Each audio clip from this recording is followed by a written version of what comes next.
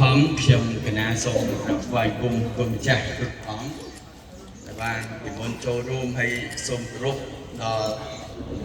អ្នកដឹកនាំអង្គការសមាគមខ្មែរក្រមក៏ដូចជាបងប្អូនប្រជាពលរដ្ឋខ្មែរដែលបានជេរចូលរួមថ្ងៃនេះ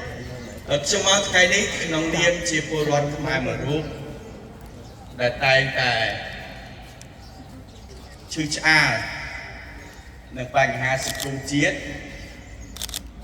ហើយអ្វីដែលយើងមកជួបជុំគ្នានៅថ្ងៃនេះវាគ្មានអីក្រៅពីស្មារតីជាតិយំឯងបងប្អូន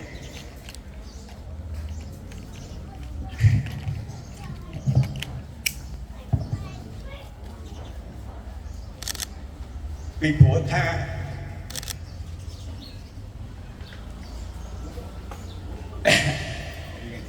ដល់ពេលថ្ងៃនេះអត់ដែរនេះស្រាប់ពីព្រោះតែខ្មែរក្រមយើងវាស្គាល់ហើយរកទុកយូរហើយកាត់បានហើយអត់ស្គាល់ហើយកំព្រាយូរហើយវាធ្វើបាបយូរហើយ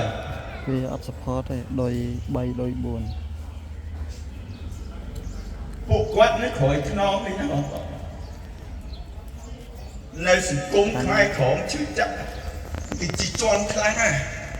គេធ្វើបាបខ្លាំងប៉ុន្តែសួរថាពួកគាត់រៀនថយទេអត់ទេគឺដើម្បីអីដើម្បីក្មេងជំនាន់ក្រោយ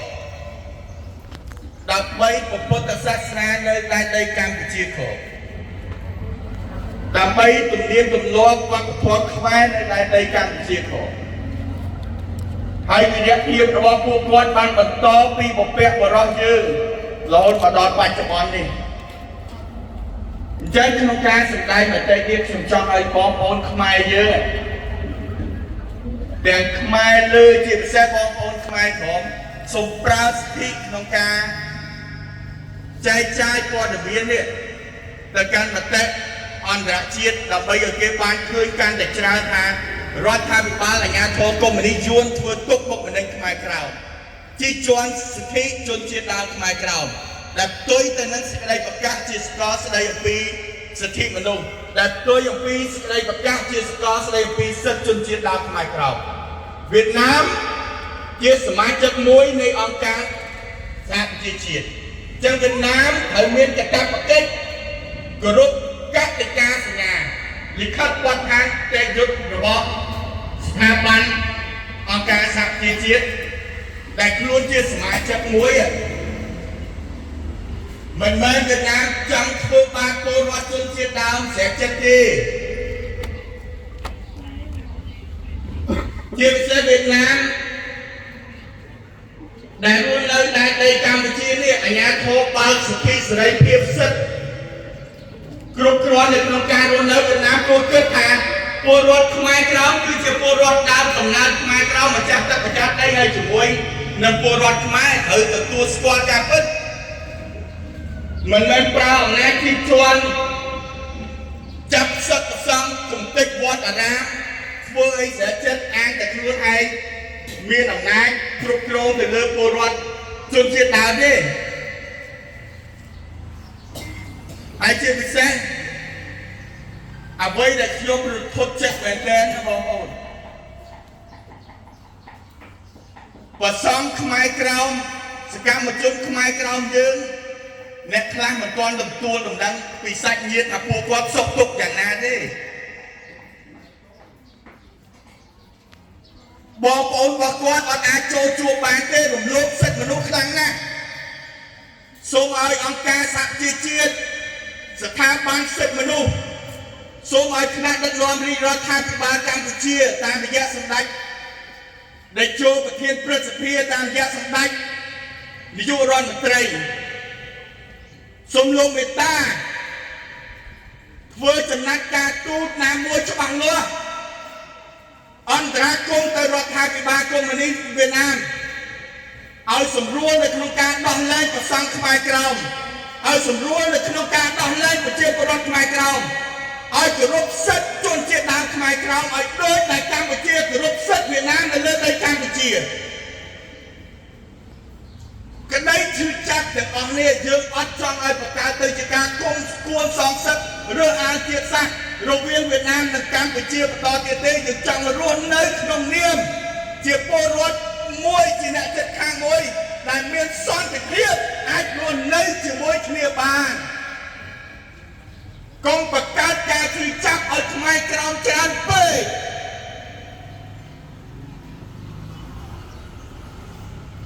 ai Việt Nam luôn anh cũng đang đây ở với đây Việt Nam cái tour ban mà đo sọc ngày chưa bị xét ai đây cái hai thằng ngày này ca ruộng chuôn thằng trên chuôn ngày cái bóng rồi ngày sang sân về xa mà con của bố nói chất sập hẻm rồi cứ ban được xa tay chiếm là hết rồi bọc mai cào đôi lúc hai chân tiêm và anh còn lược lại nhé chuôn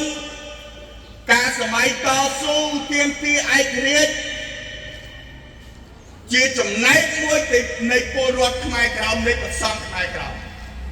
ពេលដែលសម័យសាធារណរដ្ឋវៀតណាមដែលគេហៅថាជួនសេរីក៏ជាការពលិកម្មសាច់ស្រស់ឈាមស្រស់របស់ខ្មែរក្រោមជួយទៅដល់ពួកយួនសេរីពេលដែលយួនកុម្មុយនីសប្ររួបប្ររួមអាចជើងខាងត្បូងបានក៏ជាការបូជាឈាមស្រស់សាច់ស្រស់របស់ខ្មែរក្រោមបានអ្នកមិនដឹងគុណទេសូមអ្នករក្សាអ្វីដែលមានដែលជារបស់ខ្មែរក្រោមហើយកុំធ្វើបាបគាត់ទៅបានហើយ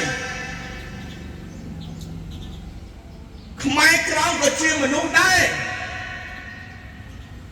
វៀតណាមចង់ថ្លៃថ្នូរវៀតណាមចង់អភិវឌ្ឍវៀតណាមចង់ជឿនលឿន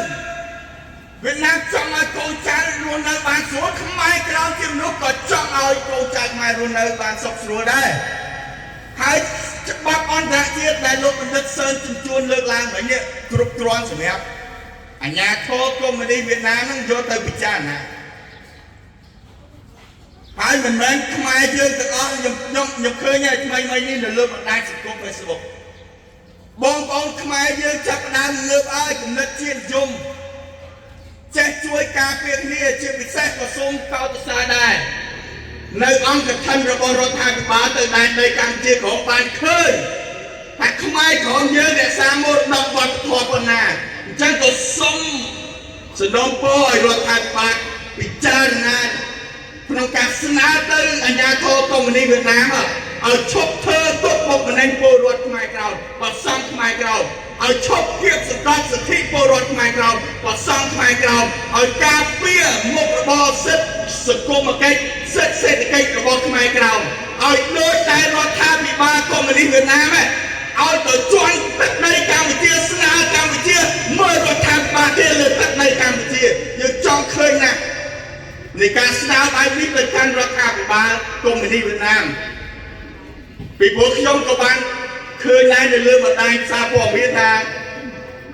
ដ្ឋាភិបាលនឹងទៅចូលរួមថ្ងៃបង្រួបបង្រួមរបស់វៀតណាមខាងជើងវៀតណាមខាងត្បូងអញ្ចឹងខ្ញុំសង្ឃឹមថាឱកាសនេះរដ្ឋាភិបាលនឹងស្នើទៅរដ្ឋាភិបាលកុម្មុយនីសវៀតណាមជាជំហានដំបូងបំផុតគឺឲ្យដោះលែងប្រសង់ខ្មែរក្រោមនិងពលរដ្ឋខ្មែរក្រោមយើងដែលត្រូវបានចាប់សឹកចាប់ដាក់ពន្ធនាគារយ៉ាងអយុត្តិធម៌បន្ទាប់មកទៀតបើកលំហសិទ្ធិសេរីភាពដែលធានាដោយរដ្ឋដែលធានាដោយធម្មនុញ្ញអង្គការសហប្រជាជាតិសេចក្តីប្រកាសជាសកលស្តីពីសិទ្ធិមនុស្សសិទ្ធិជនជាតិដើមឲ្យវៀតណាមបើកមកវិញសម័យផ្នែកទឹកជាទឹកហើយវៀតណាមមិនអាចធ្វើអីស្រេចចិត្តដូចសម័យដែលទសវត្សរ៍ទី60ទសវត្សរ៍ទី50ទេហើយឆ្លៀតក្នុងឱកាសចុងក្រោយនេះក្នុងនាមជាពលរដ្ឋដូចគ្នាទោះមាននិន្នាការណាផ្ទុយនេះដោយសូមឲ្យបងប្អូនមានគំនិតជាតិនិយមរួមគ្នាជួយគ្នានៅពេលដែលបរទេសធ្វើបាបយើងមិនមែនតែខ្មែរក្រៅទេទាំងខ្មែរលើខ្មែរកណ្ដាលក៏ដោយចឹងជាចុងក្រោយខ្ញុំសូមអរគុណហើយជូនពរដល់កិច្ចការតស៊ូមតិនៅលើឆាកអន្តរជាតិរបស់អង្គការសមាគមខ្មែរកម្ពុជាក្រោមដែលដឹកនាំដោយលោកដែលអ្នកដឹកនាំនេះសូមឲ្យទទួលបានជោគជ័យលើឆាកអន្តរជាតិហើយ ពលរដ្ឋខ្មែរក្រៅប្រសពខ្មែរក្រៅទទួលបានសិទ្ធិសេរីភាពឡើងវិញបាទសូមអរគុណ